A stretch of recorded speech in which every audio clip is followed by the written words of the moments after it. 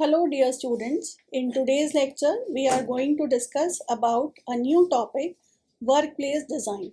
Let's begin by understanding what is a workplace design. We will understand this with the help of few definitions. Workplace design is defined as the way a workplace is organized and equipped. The aim of workplace design is to create the space to allow optimal productivity by workers as well as maximum safety and job satisfaction for the workers. The most commonly used terms to describe optimal workplace design include flexibility, connectivity, and ergonomics. Now the question arises, why does a workplace design matter?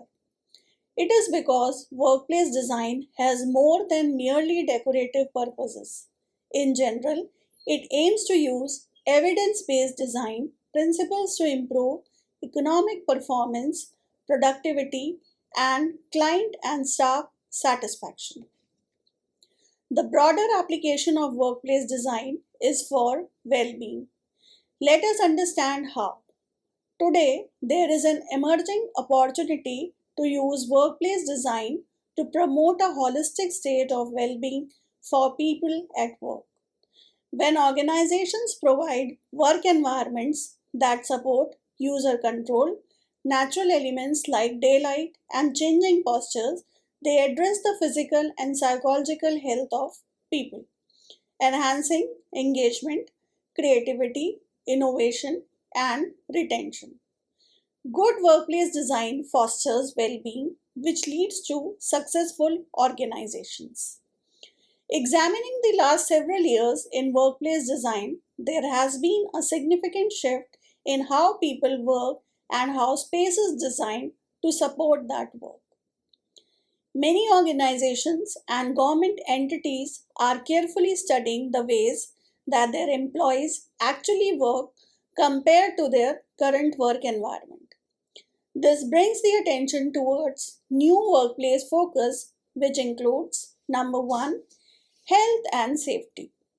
Health, wellness, and the addition of safety will be areas that the workplace of the future will begin to incorporate with more regularity.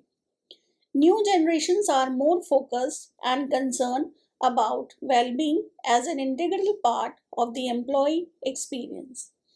Incorporation of wellness programs with more regularity, new generations are more focused and concerned about well being as an integral part of the employee experience.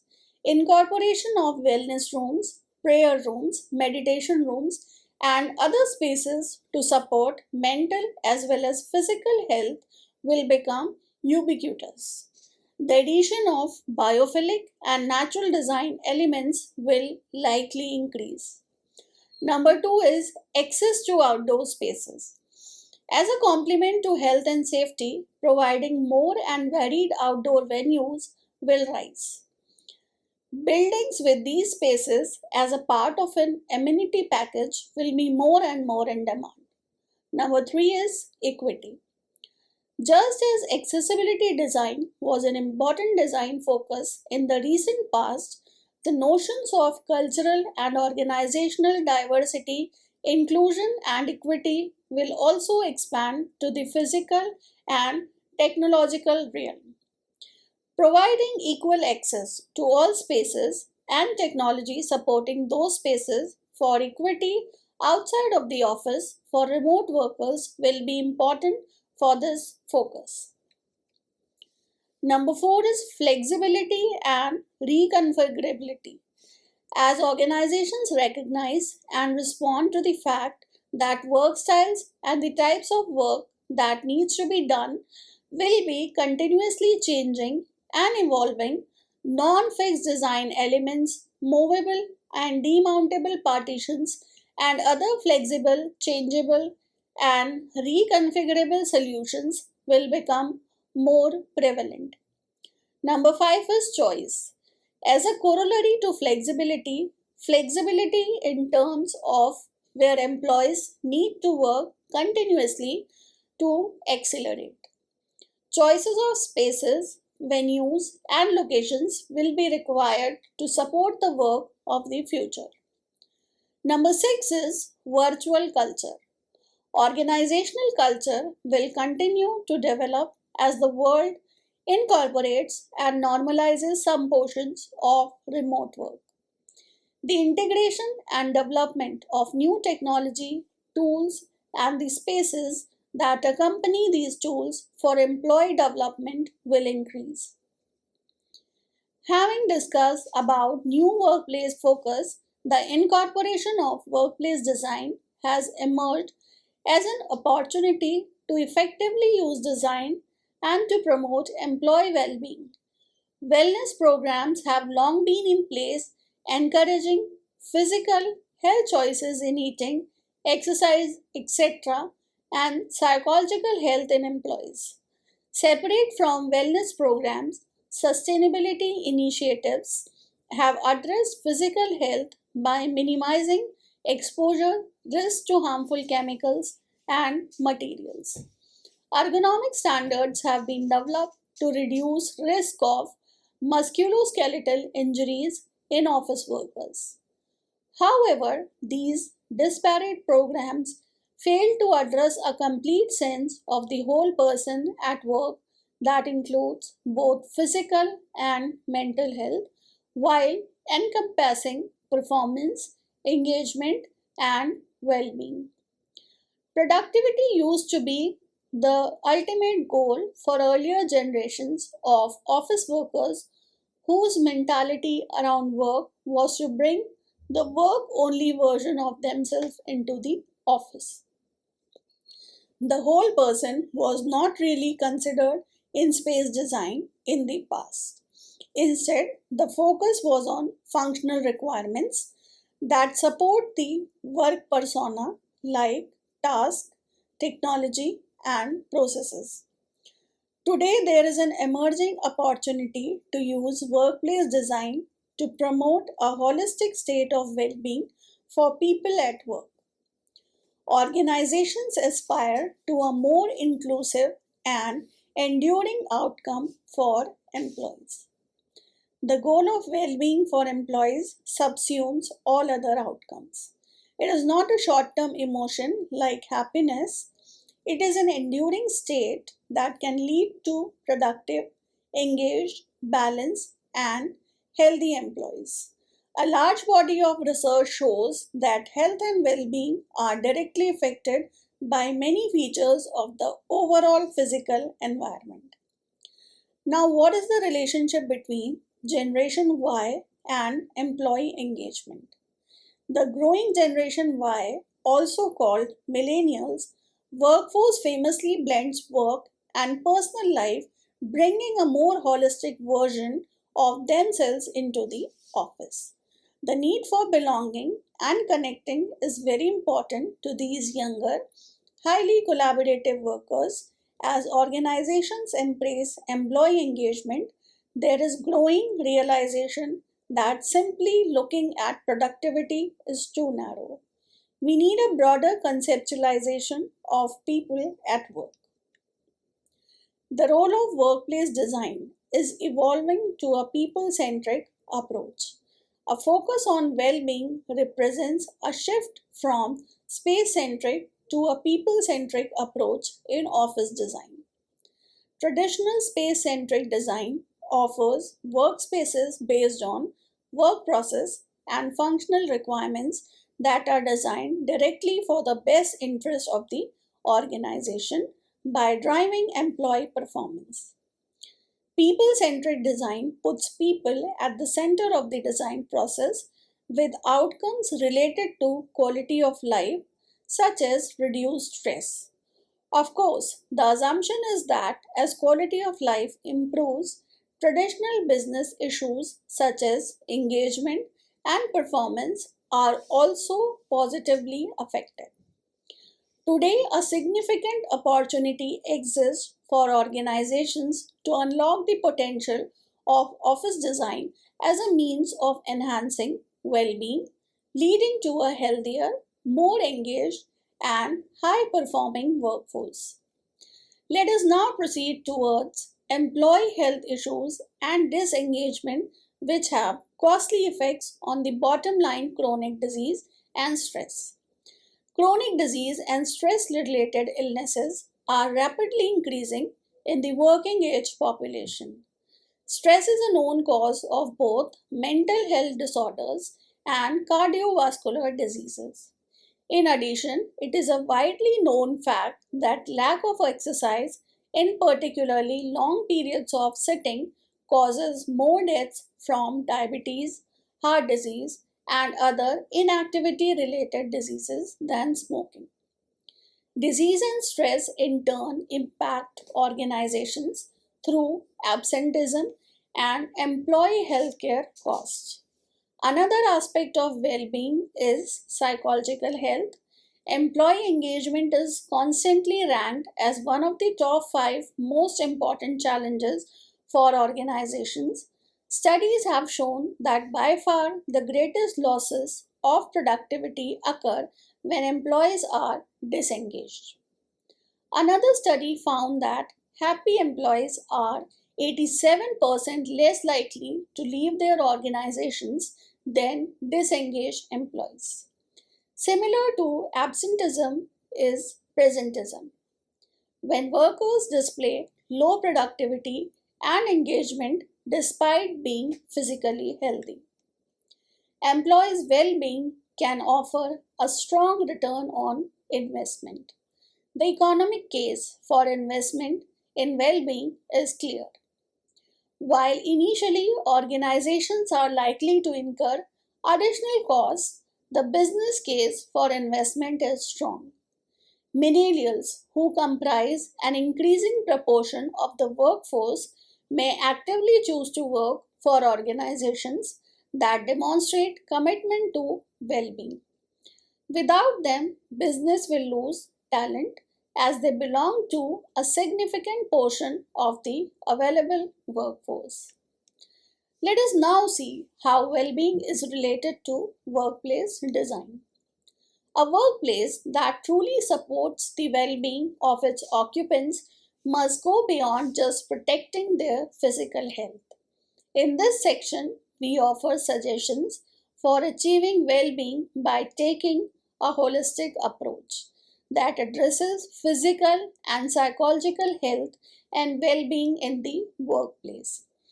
Workplace is basically designed to improve mental health. Numerous factors increase stress levels like lack of control over work processes and workspace, enclosed and poorly lit spaces, plus noise and interruptions in concentration are some key contributors to stress. Some ways to address this in the workplace include increase the availability of user control over the workspace, introduce elements of nature into the workspace, minimize noise distractions, design the workplace to improve physical health, promote changing postures and movement within the space over the course of the workday, apply ergonomic principles in all spaces, reduce presence of harmful elements in the ambient environment, and develop a sense of community. Addressing workplace well-being can help organizations to attract and retain employees since they are comfortable at workplace. This will reduce the cost of absenteeism as their physical and mental health is acknowledged. It also reduces the effects of stress, which in turn reduce health costs. When workers will feel healthy, their efficiency will increase. It will lead in improving employee engagement and morale by creating a socially engaging and supportive environment. Next question that comes to our mind is how workplace design improves outcome or what is the impact on outcomes of workplace design. Some of them we will discuss today, like first one is noise control. Reducing noise lowers stress, improves concentration, sleep quality, and overall well being. Second is lighting. Access to natural light and adjustable lighting enhances mood, reduces fatigue, and boost performance. Third is layout. Efficient layouts reduce wasted movement, improve collaboration, and enhance safety. Fourth is storage and organization. Adequate storage prevents clutter, reduces hazards, and ensures smoother workflow. Fifth is air quality and ventilation. Clean air systems reduce illness, improve health, and enhance alertness. Sixth is hygiene friendly design, easy to clean surfaces, organized cabling, and well placed sanitation facilities minimize infection and contamination risk. After discussing about workplace design and its outcomes, let us briefly understand workplace strategy, its overview, and process. Workplace strategy is a process that analyzes an organization's strategic, operational, cultural, technological, and real estate components to help craft a more high performance workplace, leading to a work environment that supports and enhances both the employees and the agency's overall mission. Workplace design is a strategic approach. It involves visioning, programming, operational surveys, and focus groups. Now, what is visioning? Visioning prioritizes objectives and build agreement on the most important elements in the workplace. What is programming? Programming defines process of requirements based on agency and departmental needs. What are operational surveys? Operational surveys are basically workplace assessment which gathers information on process, technology, and tools to identify areas for improvement. What are focus groups? Focus groups examines how different functional teams operate across the organization. What is scenario planning? Scenario planning imagines a range of possible futures guided by vision succession objectives. It models a variety of operating environments. Next is summary report. A report that compiles a comprehensive report of findings, analysis, and recommendations is called a summary report. And finally, efficiency assessment. It analyzes the infrastructure, tools, and work processes in collaboration with management and employees. Till now, we have discussed about overview of workplace strategy. Now we will discuss about the process of workplace strategy. The following are a list of possible steps an agency can employ to help build a high performance workplace. This includes visioning, programming, operational surveys, focus groups, scenario planning, and some additional analysis tools. Let us start with visioning. It defines strategic priorities, decision criteria, design attributes, and constraints to qualify future options that align with the organization's priorities. It also ensures each team member is in step with the project's priorities and goals. Next is programming. It develops baseline program of requirements based on agency needs, including headcounts and space type requirements. Next is operational surveys.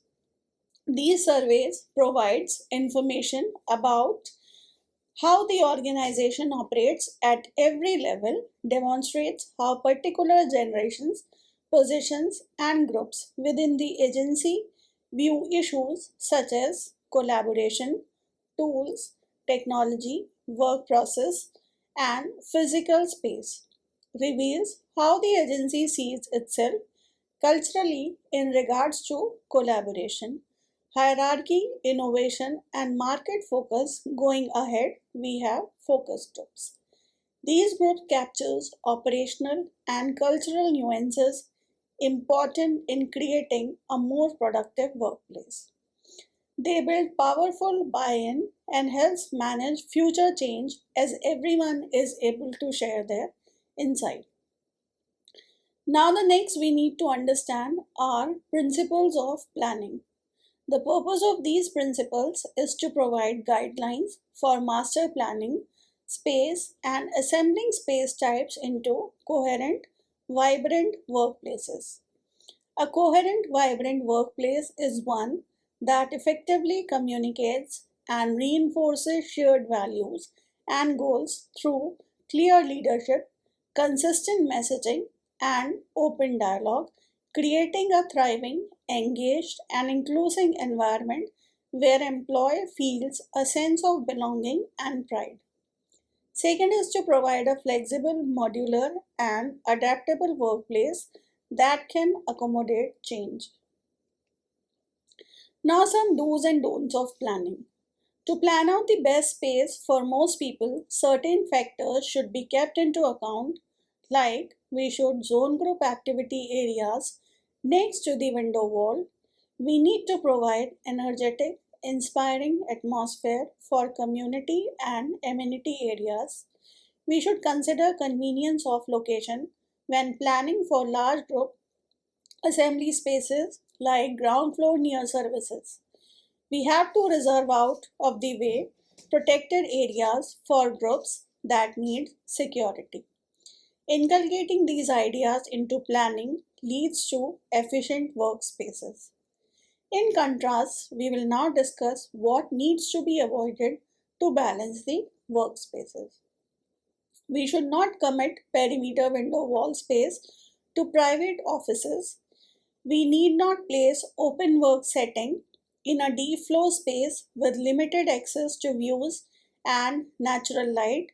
We should not assign all enclosed space to individuals, prohibiting the use of that resource by others. We need not utilize group space for individual or team storage assignment.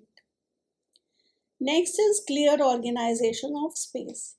For effective planning, we should use color and signage to organize space clearly and concisely.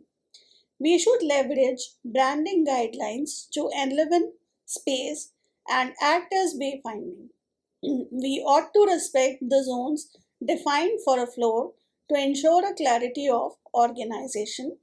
Contrary to this, we need to know we should not block main circulation ways with unnecessary architectural or furniture impediments.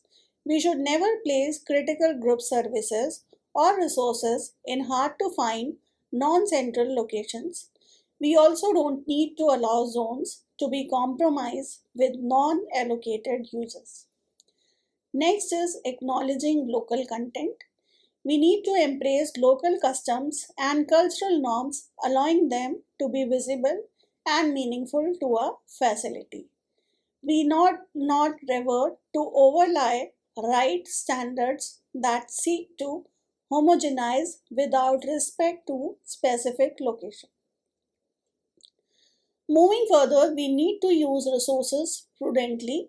For this, we need to prioritize project expenditure to focus on high impact areas that receive the most use by visitors and employees. We should ensure employees participate in space decisions as well. Contrary to this, we need not forget critical support areas that are key to the operation of a facility like janitorial spaces. Also, we need not overspend on front of house visitor areas in facilities where that does not contribute to key goals. Next, we need to understand existing building usage and location. It may sometimes be necessary to study the building location, optimization factors, or direct observation information among current and intended occupants of the new location. Things to consider include proximity to client or partner agencies, ease of access to major artery roads or public transportation, need for multiple locations versus a consolidated location within the district, openness to adapt to change. Next is workspaces. Spaces should ideally reflect the requirements of the work being done, not the position a person occupies in the hierarchy. Much of today's research suggests that private offices, although important for focused work, are often unoccupied for most of the day. Real estate research data estimates that the average office is only occupied 37 to 40% of the time. These employees are working in other places in the workplace for up to 60% of their time. Therefore, the opportunity is to use data, not hierarchy or entitlement, to identify the use of offices and all other workplaces that best support the work being done and mission of the organization. Providing a choice of reservable and non-reservable spaces for a variety of work and work styles should be supported. Now, space categorization, or how space can be classified into different types. The space type needs to support individual and group work, collaboration, and community needs. Sizes, specification, and needs are recommended and will vary between specific programs and agencies. The space is categorized into individual spaces, group spaces, shared spaces, and visitor spaces. Let us first have a look at individual spaces. In individual spaces, all spaces are used as the primary work area for employees. They include assigned and unassigned spaces. Some examples of individual spaces are individual workstations, enclosed offices, and touchdowns. Second type of spaces are group spaces. All spaces that support work groups are group spaces. Some example of group spaces are team collaboration areas, conference and huddle rooms, project rooms, team storage, library, and resource areas. Third type of space is shared spaces. What are shared spaces? All spaces that supports multiple work groups, including core spaces supporting building operations, are shared spaces. Some examples are conference rooms, pantries, informal breakout spaces, copy rooms, mail room, electrical closets, and janitorial closets. Coming down to fourth type of space, it is visitor space. All space intended to be used by non-employees, including services that support a facility, are visitor spaces. Example of visitor spaces are lobby or reception, waiting area, courtroom, some training rooms, etc. After space categorization, we need to understand how these spaces types will accommodate furniture systems. Therefore, we need to discuss certain guidelines which are essential for furniture selection and its use. A furniture system solutions that anticipate change and provide cost-effective ways to manage reconfigurations and different functional solutions should be adopted. First feature that we need to take into consideration is flexibility. Flexibility means a furniture system that can support varying needs for enclosure like panel height, storage options like cabinets, pedestals, accessories, etc., work surface configurations, work surface height, adjustability, and finally, user control flexibility within the workstation or office. Having discussed about the guidelines for furniture selection, we now proceed further to sustainable design of the workplaces. As we all know, there are multiple opportunities for advancing sustainability while designing interior office spaces. So the first step in incorporating sustainability in a meaningful way is to determine a project's performance goals before the location and program have been finalized. So the project team can incorporate these goals into the planning, design, and construction. When evaluating sites for interior workspaces, there are several criteria that should be analyzed regarding the existing structures, energy and water performance, on-site amenities, and community connectivity.